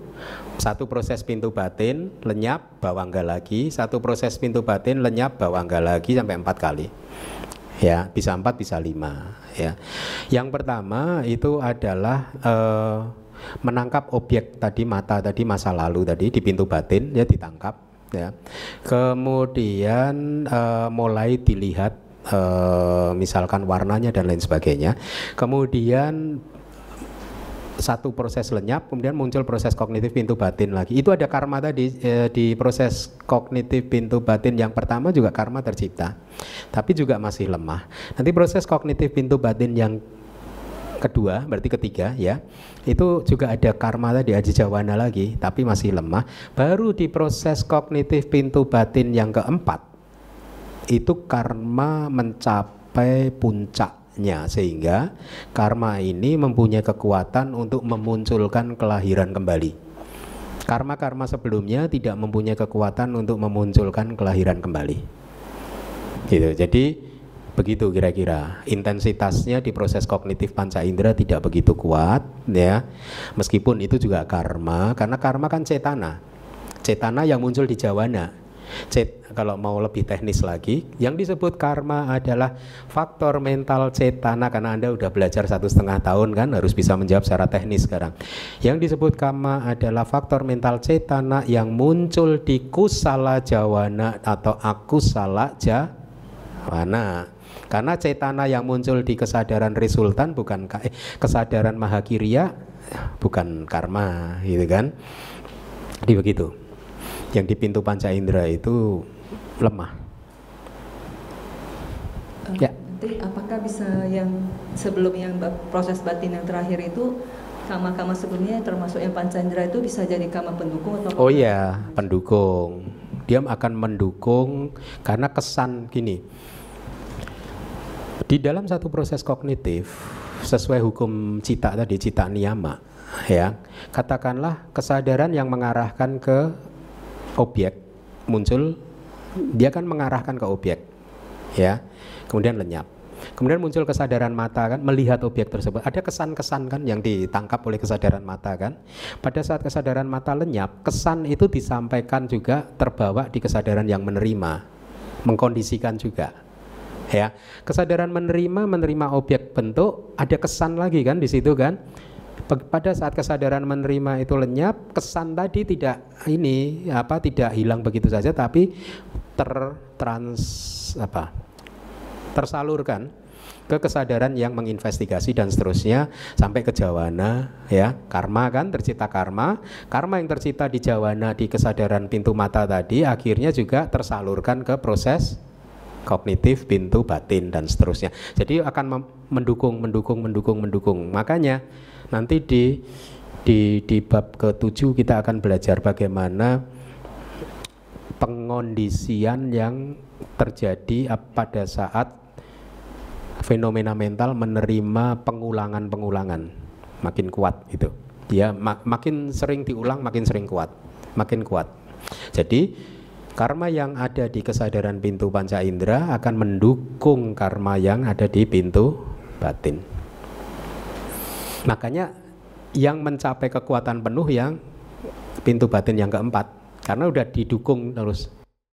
Nah, dia yang mencapai kekuatan penuh inilah karma yang tercipta di pintu batin yang keempat, inilah yang mempunyai kekuatan untuk apa tadi? Memunculkan kelahiran kembali.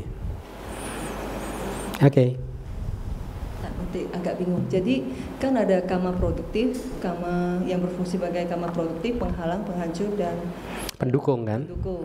Jadi yang itu dia bisa jadi disebut sebagai kama pendukung.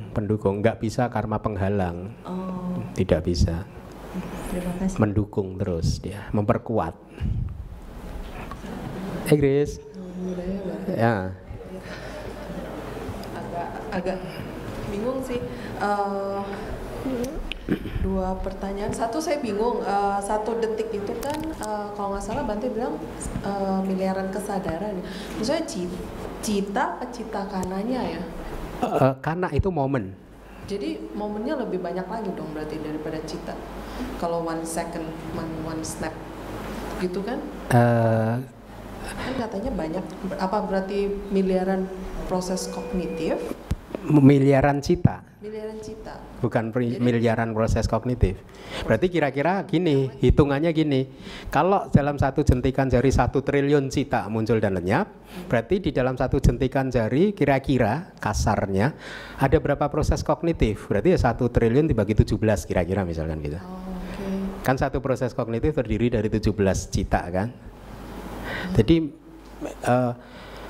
tapi tentu saja angka itu jangan dianggap ini angka pasti. Ini mungkin ekspresi Buddha di masa 2600 tahun yang lalu. Beliau menggunakan Buddha kalimatnya juga menggunakan begini. Eka cara kane koti sata sahasa sangka upacitwani rujanti. Di dalam satu jentikan jari disangka, diduga ada 1 triliun kesadaran muncul dan lenyap. Jadi itu hanya ekspresi saja sih. Tapi memang sangat cepat sekali, sangat cepat sekali. Ibaratnya ini, karena saking cepatnya kita sering tertipu kan menganggap ada bentuk yang solid, bahwa tubuh ini solid, bahwa batin kita ini solid, ada aku, diri, roh atau apapun kita menyebutnya yang tidak berubah, yang terus mengendalikan proses. Contohnya ini lampu ini. Lampu Anda di atas Anda. Kalau kita melihat seperti ini kan seolah-olah ini lampu yang solid kan. Padahal tolong saya dibenarkan kalau saya salah. Setahu saya ini lampu ini terdiri dari pijaran yang berpijar sangat cepat sekali. Benar nggak sih? Saking cepatnya sehingga kita tidak menangkap perubahannya. Jadi kelihatannya cahayanya solid. Sama, tubuh jasmani dan batin ini sebenarnya berpijar sangat cepat sekali sehingga kita menangkapnya secara keliru sebagai satu wujud yang solid, padahal cepat sekali.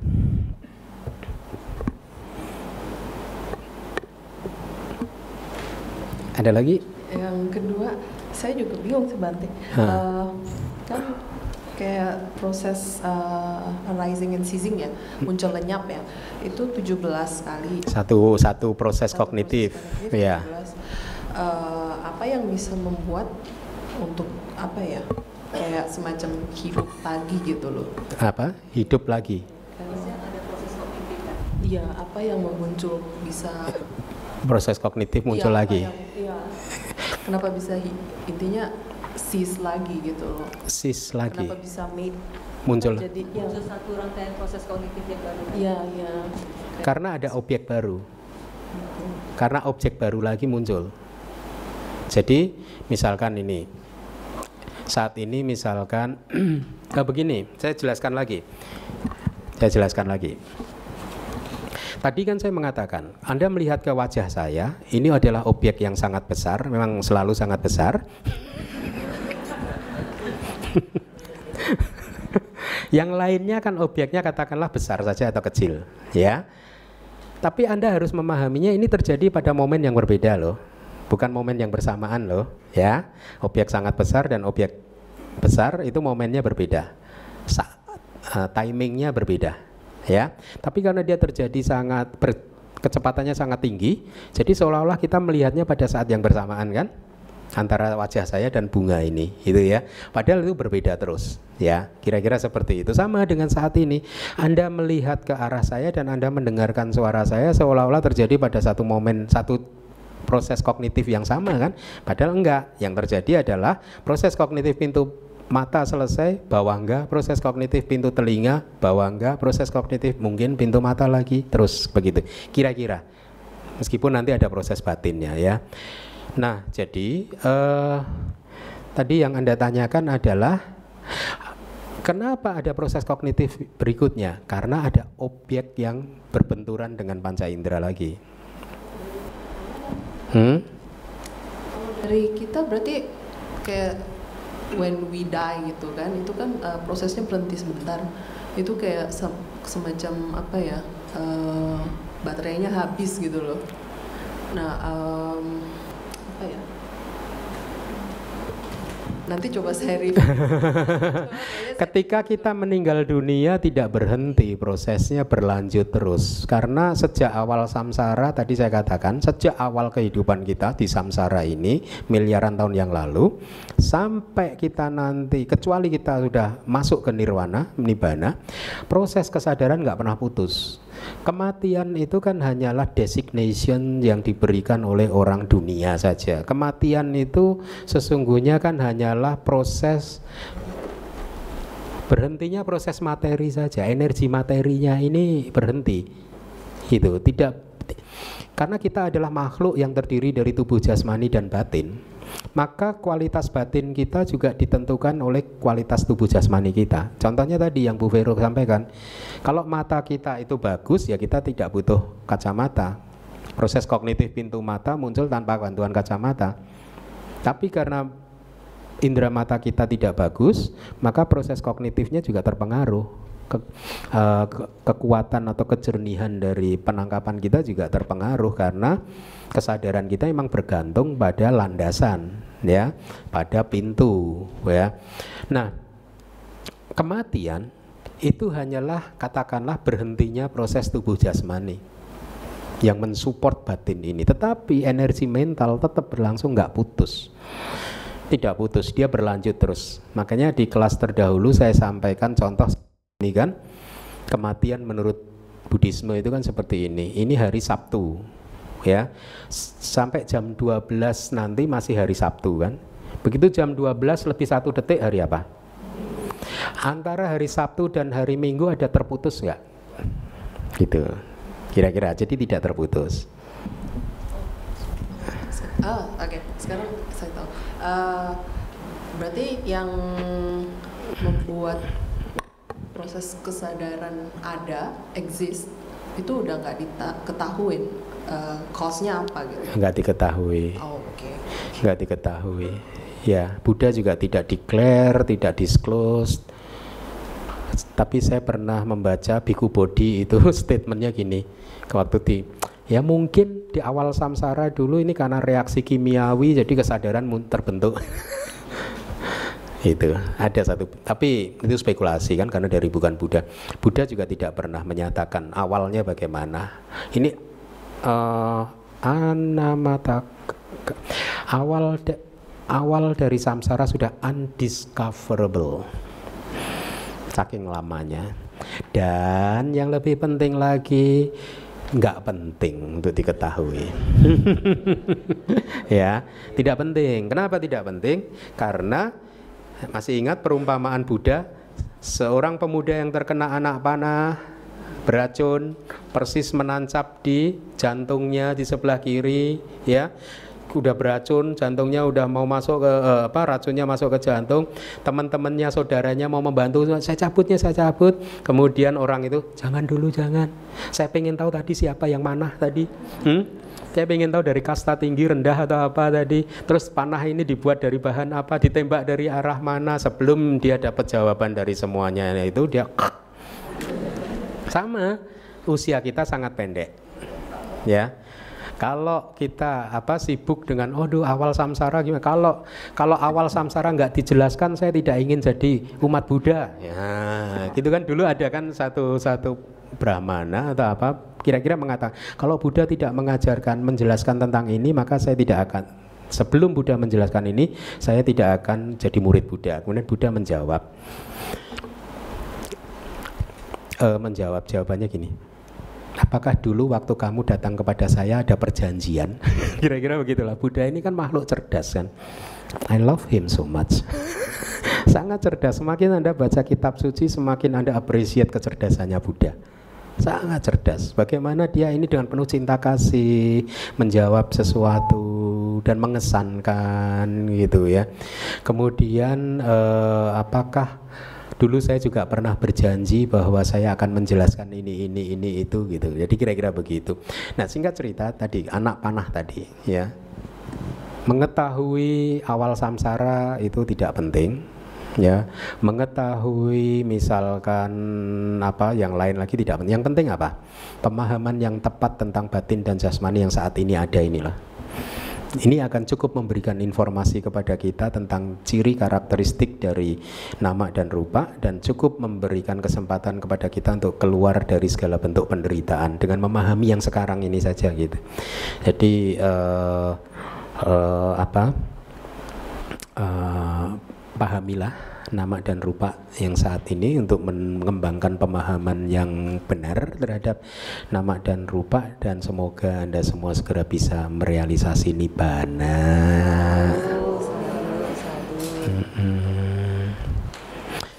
Bante, kok abhidhamma itu sulit ya Bante? Tenang, tidak sesulit memahami suami Anda atau istri Anda, kan begitu kan?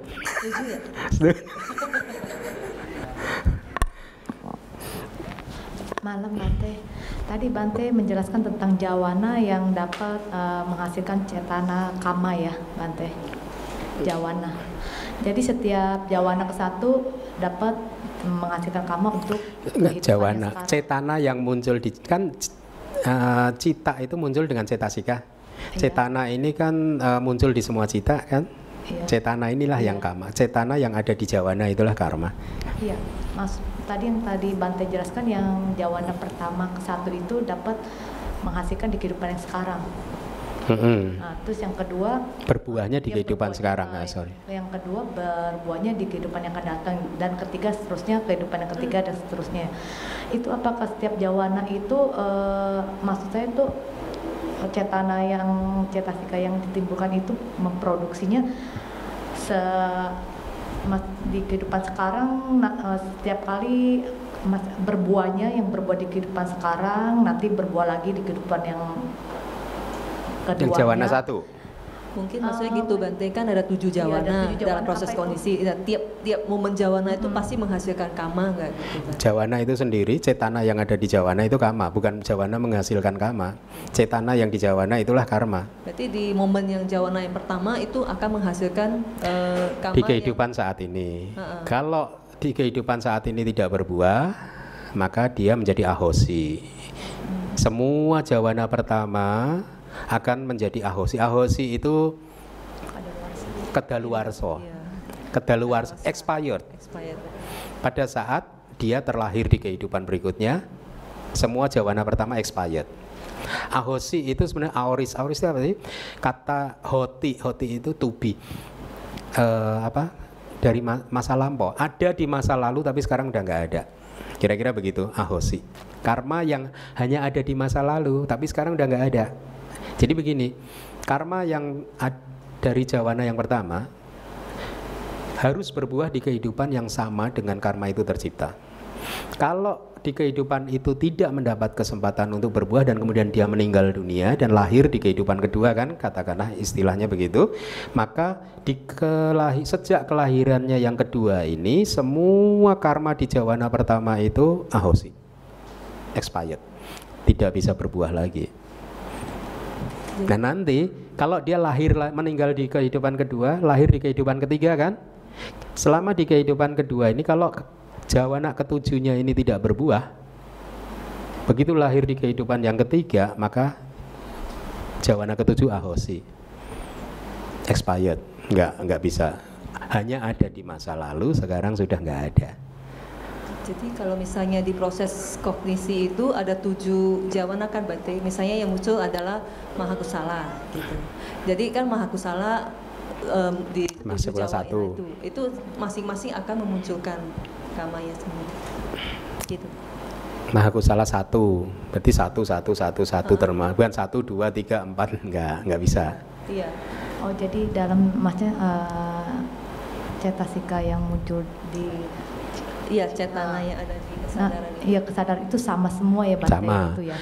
Namanya dari jenis yang sama tapi sesungguhnya wujudnya berbeda, paham? Jadi jawana 1 sampai jawana 7, katakanlah jawana 1 itu adalah mahakusala yang pertama, somanasa sahagata nyana sampayuta sangkarika, maka jawana yang kedua, ketiga sampai ketujuh juga somanasa sahagata nyana sampayuta sangkarika. Tetapi ini adalah fenomena yang berbeda, jenisnya aja sama, namanya sama, cuma kemunculannya aja yang berbeda-beda ya Bante ya. Buahnya ya makasih Bante. Sama-sama. Timbunannya baik sekali ya Bante berarti. Timbunannya baik sekali. Banyak. Edi, saya mau menanyakan mengenai. Siapa namanya? Edi. Teddy. Edi, ya. Mengenai objek kecil. Bawangga yang di 14, 15, 16 dan 17 itu apakah sama? Beda. Setiap momen adalah kesadaran yang berbeda.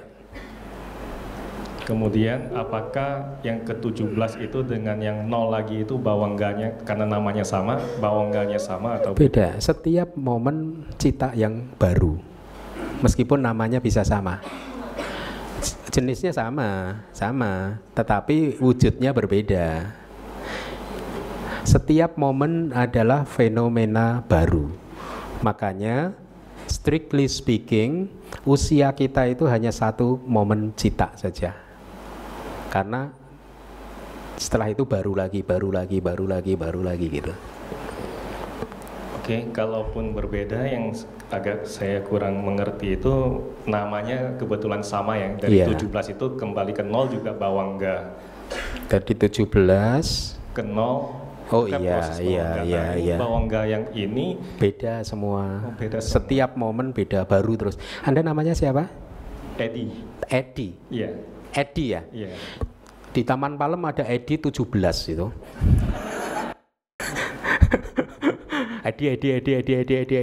Edi yang sama dengan Anda atau beda? Hah? Sama atau beda?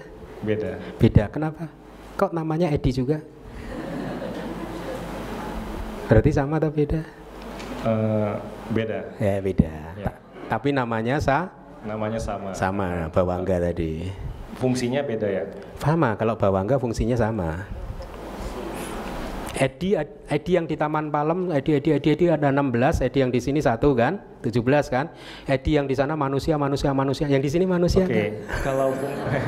Kalau fungsinya sama Bante, yang saya kurang mengerti ini berarti proses kognisi itu harusnya sudah berhenti di 13. Proses kognisi. Karena yang 14 itu juga bawangga. Kalau fungsinya sama, hanya bawangganya yang berbeda. Iya benar. Benar memang. Berarti ada proses kognisinya itu tidak harus 17 karena di 13 saja sudah masuk ke bawangga. Yang 14. Kan objeknya belum lenyap. Kan masih ada objek. Objeknya kan lenyap, objeknya kan fenomena materi. Dia lenyapnya setelah 17 citakana. Ya. Jadi ini hanya teknis saja. Jadi objek itu selama 17 citakana pada saat 17 momen kesadaran ini yang berlangsung di cita adalah berhenti sampai di 13, 14-nya BBB gitu. Gitu. Memang benar Anda menyebutnya yang disebut proses kognitif harusnya hanya nomor 7 dan nomor 13 gitu. Tetapi ini untuk pemahaman bahwa di dalam satu kemunculan fenomena materi dia harus berlangsung selama 17 momen kesadaran, dan selama 17 keberlangsungan fenomena material itu ada keberlangsungan fenomena mental yang berurutan seperti ini tadi. Ya, untuk menggambarkan begitu ke 14 itu sudah tidak ada apa-apa lalu ambil bawangga gitu. Okay. Untuk menggambarkan saja. Yeah. Makasih Bante. Satu lagi, objek sangat besar dengan objek besar itu kan hanya bedanya kalau di sangat besar ada proses ke-16 kan ke-17 itu yang high ya Bante. Tadara mana ya? Mana yang lebih bagus Bante untuk proses kognisi itu lebih bagus kita ke objek yang sangat besar atau besar terhadap objek itu? Untuk mendapatkan impression, kesan yang sempurna, kesan yang ini tentu saja proses yang pertama itu yang paling jelas. Kita bisa memahami objek dengan lebih jelas lagi pada saat proses yang muncul ada proses pertama. Misalkan tadi saya beri contoh, Anda kan melihat ke arah saya nih, fokus ke wajah saya kan, ya. Anda juga tahu ada bunga di sini kan, ya. Tapi mana yang lebih jelas, saya atau ini? Yang awas kalau besar. Bilang yang bunga. Awas. Yang lebih indah berarti. Hah? Yang lebih indah. Ada yang lebih indah ya. Besok jangan kesini lagi. Tadi dari pertanyaan yang jawabannya sebentar, ini udah jelas tadi. Sudah jelas berarti yang jelas adalah sangat jelas, sangat besar. Yang kurang jelas adalah besar, kira-kira seperti itu. Pertanyaan ini muncul tadi yang cetana di jawana pertama. Kalau yang expired Bante, saya langsung terpikirkan bagaimana kalau cetana orang yang melakukan akusala garuka itu cetananya di jawana, berarti setelah meninggal otomatis expired. Kan jawananya 7. Oh, munculnya tetap. Iya dong, samanya. Itu satu paket. Oh, berarti hanya melaksanakan hukumannya itu selama 7 kali atau setelah itu bebas atau gimana Bante? Enggak. Kan expired. Enggak. Satu jawana satu biji. Satu biji karma, satu jawana, satu benih karma, ya. sekarang Anda mendengarkan Dhamma Talk di sini katakanlah 2 jam. Ya, selama mendengarkan jawananya pakai jawana yang mana ini? Awas kalau salah jawab, awas. Ini urusannya panjang kalau salah jawab. Selama 2 jam Anda mendengarkan uraian saya dengan jawana yang mana? Kan mendengarkan dhamma adalah karma baik kan, katakanlah. Jadi secara relatif mahakusala kan, ya. Berarti selama 2 jam Anda di sini, kalau 1 detik katakanlah 1 triliun, 2 jam berapa triliun? Terima kasih DPS. Ya.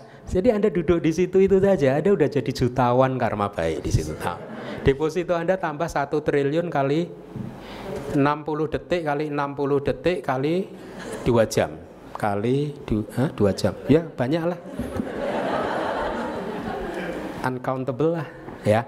Nah, berarti selama 2 jam aja benih karma baik ya, itu sudah tidak terhitung jumlahnya. Oke, ya. Padahal satu karma yang sama ini. Ya.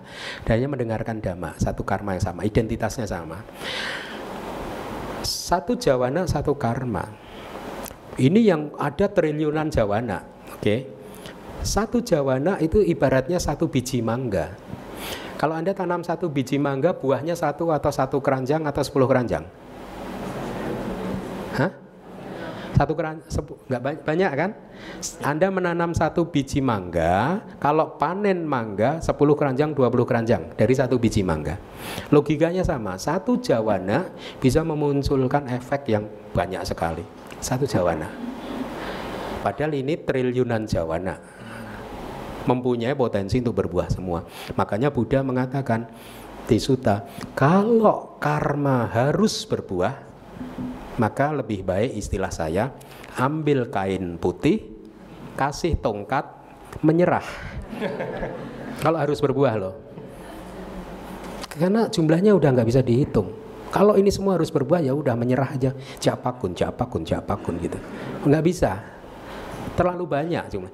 Tapi untungnya karma itu hukumnya hanya mempunyai potensi untuk berbuah, tetapi karma tidak harus berbuah, tidak harus berbuah. Sama, Anda menanam biji mangga, kalau Anda tidak sirami, tidak Anda beri pupuk, tidak beri sinar matahari, tidak ada kelembapan yang cukup, ya biji mangganya akan busuk. Pada saat Anda mencapai sota pati magga cita, ya, maka ada banyak karma buruk yang semuanya itu mempunyai kekuatan untuk memunculkan kelahiran di 4 apaya, busuk. Kalau Anda mencapai anagami magga cita, maka semua karma yang mempunyai potensi untuk memunculkan kelahiran di alam manusia dan alam surga, busuk. Kalau Anda mencapai arahata magga cita, maka semua karma Anda busuk pada saat Anda parinibbana. Udah nggak bisa berbuah lagi. Ya, makanya jangan bendera putih. Kita berjuang. Nah, tapi kalau nggak berjuang, ya samsara bisa tanpa akhir. Kalau Anda tetap tidak melatih dana, sila, bawana, ya bisa tanpa akhir. Bisa muter-muter terus. Nggak selesai gitu. Satu kognisi kan 7 jawana, Bante. Itu jawana itu di loba mula semua atau bisa bercampur loba mula kemudian dosa mula? Enggak, sama. Kalau di dalam satu set dia harus sama. Di dalam loba mula juga satu citanya 1 set atau bisa cita pertama atau ya, kalau cita jawana yang pertama adalah loba mula yang pertama, ya. Jawana 2 sampai 7 juga loba mula yang pertama. Tidak berubah. Enggak berubah ya. Tidak berubah, betul. Ya, Bante. Terima kasih, Bante. Bagus. Terima kasih.